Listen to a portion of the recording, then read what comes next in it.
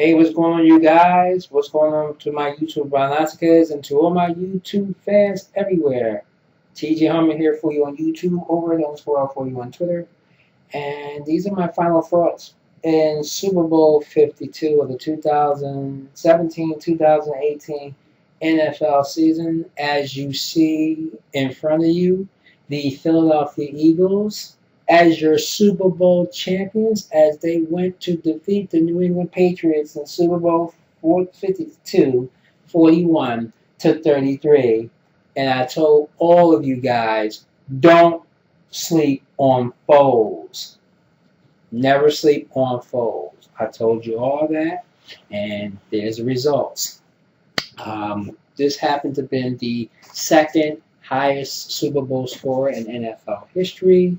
Congratulations to the Eagles and the Patriots for getting up there near number one in scoring in NFL history in the Super Bowl. It was a total of 1,152 yards passing in this game between Brady and Nick Foles. Brady threw 505 yards, Foles threw 373 yards. But the big one was the touchdown to Alshon Jeffrey in the first quarter that gave the Eagles the lead after New England missed a point after, and the Eagles missed the point after attempt after they scored the touchdown. The Eagles had taken the lead 3-0. And they eventually took a 9-0 lead in a wild first half of Super Bowl 52. And then Stephen Gostkowski, he missed what should have been a 9-3 game, but in turn, it was still 9-0 Eagles at the time. And then hell just broke loose with Nick Foles and Corey Clement and Trey Burton at the end, near the end of the first half. A trick play was called after the trick play that Tom Brady and Dion Lewis couldn't really get it together. And as you see the results, nothing was a no-go. Nick Foles and Doug Peterson on fourth down called a trick play known as the Philly Special.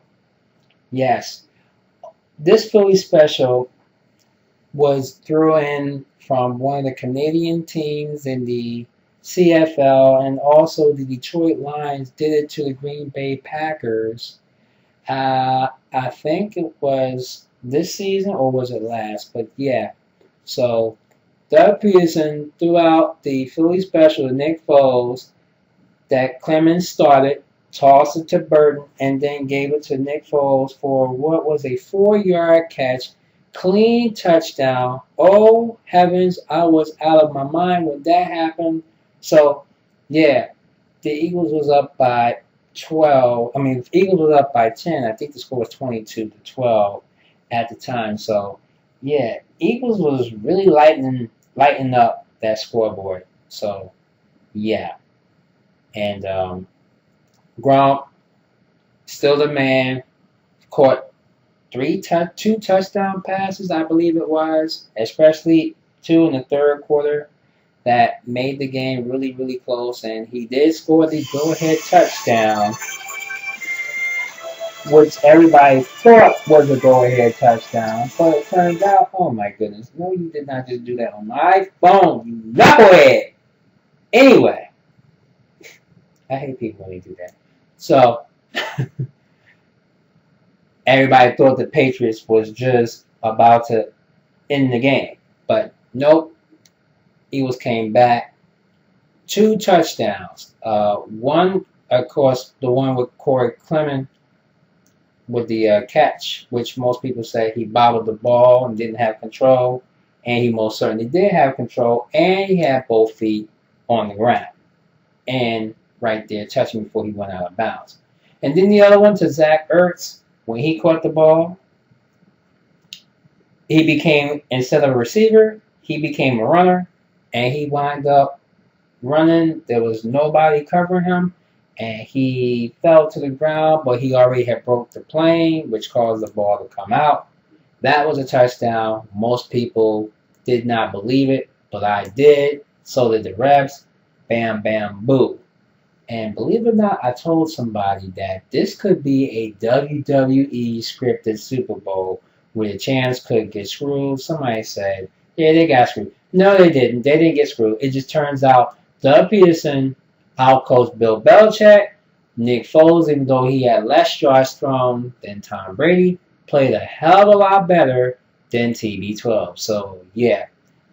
And then the strip sack, Brandon Graham, who caused it, and Derek Barnett, the rookie, who usually do the strip sack, and Brandon Graham recovering the ball, turned out to be the other end. Derek Barnett got the recovery, and the Eagles scored 3 points, and they were up by 8. And then that little fling, flang, flu, Hail Mary that just did not go through. And my Eagles became Super Bowl champions, and I told y'all what the outcome was going to be. Nobody believed in us. Vegas did not want us to be in there, but most people wanted us to win the Super Bowl because it was time for a new dynasty. So it was destiny versus dynasty, and my Eagles did it, and I'm so proud of them and the things that they had accomplished. And if you guys checked out that parade yesterday and you saw the speeches and whatever, Jason Kelce set the tone of that parade, victory speech. He said some things that Philadelphia was waiting for him to say.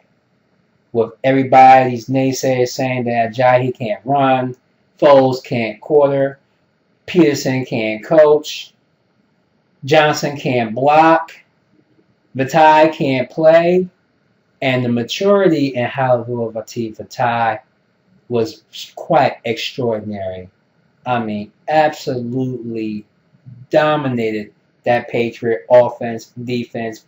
They had both O and both D, and not to mention, they didn't really have to do much in special team. There was only one punt in that game, and that was by the Eagles back in the first quarter. Unbelievable. Just a very entertaining Super Bowl in which my Eagles bring home their first trophy in franchise history. The Lombard is in Philadelphia. It is here to stay, and they'll get their rings probably in week 1 or week 2, wherever they have a home game in one of those 2 weeks of the new upcoming seasons where they'll get their rings, and hopefully I want to be there to see the celebration take place. So yeah, congratulations to my Philadelphia Eagles. Y'all did me proud. I got all of y'all I got all your memorabilia from the division round, from winning the division, from winning the conference, and now the Super Bowl. And yeah, we hope to do it again next season. And oh yeah, Vegas has us as dogs again to the New England Patriots in Super Bowl 53 in Atlanta. Yeah. And everybody's hoping that Atlanta will finally get there and have their first Super Bowl there with the Atlanta Falcons representing. We'll see what happens because we do got to play the Falcons next season. We do got to play the Vikings next season. We got to play the Jaguars in London next season. And a whole bunch of other stuff. So, yeah, we just have to wait and see the outcome of that. But, again, the parade was phenomenal. Everyone behaved. Forget those who don't like our team, who don't like our town, who don't like us as fans, period. I'm quite sure we don't like your fans and we don't like your city. So, hey, I do respect that y'all in the game to talk the game and to be in the game. So, yeah, enough said about that. I do want to point out that one of our coaches has flown the nest and went to another team. Quarterbacks coach John DiFilippino is now offensive coordinator for the Minnesota Vikings. And how crazy is that? We have to face the Vikings back here in Philadelphia with him on the opposite side of the field in purple and gold. So that's going to be interesting to see.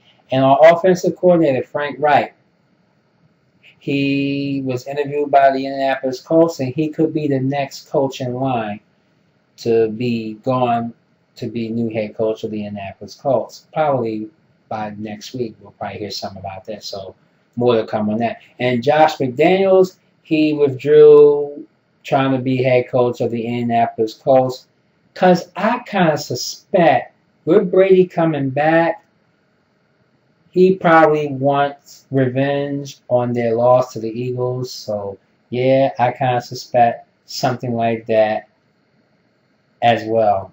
And, yeah, so we'll see what happens. There were some other things that occurred during this past week. Jimmy Garoppolo signed a 5-year, I think it was $135 or $153 million contract, which makes him the highest paid quarterback in NFL history. Correct me if I'm wrong about that. So kudos to that Tom Brady of the future with the San Francisco 49ers. So, yeah. What else I got to say about the game? The game was exciting. The game was entertaining. Trust me. I loved every bit of it. And like I said, hope we do it again next season and doubt these naysayers and continue our quest as a dynasty of a team. Yeah. I'm with it, and I hope you guys will be as well. Anything else I got to say? Yeah. Nick Foles also set a record, becoming the first quarterback to throw and catch a touchdown pass in Super Bowl history. And mind you, Nick Foles had a passer rating of 97.5, period, as well as a 95 passer rating under pressure, and his passer rating against the blitz, 133.1.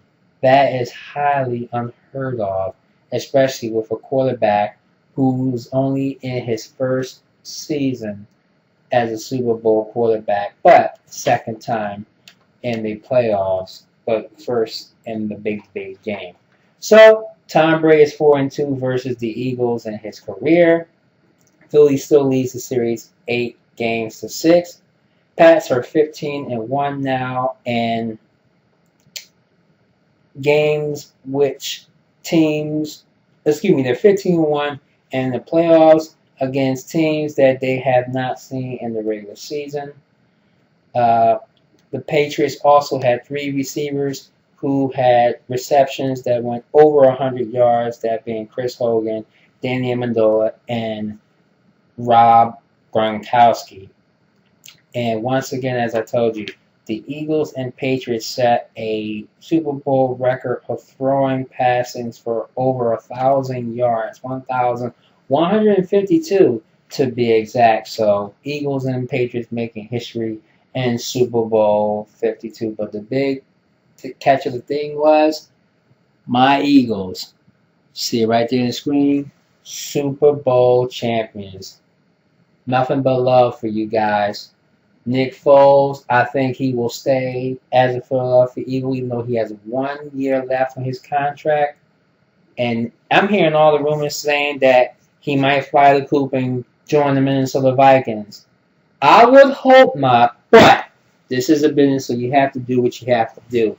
The only way I will let Nick Foles go is if somebody who really wants him give us a first-round pick or a decent second-round pick. So all that's going to be happening during the offseason, but I kind of think and believe that Nick Foles will still remain backup quarterback for Carson Wentz, who, by the way, got engaged with his best friend this past week. So it's interesting that as he's engaged to his best friend, they're about to go to London, where they're going to meet the prince and the princess when they place the Jaguars in October.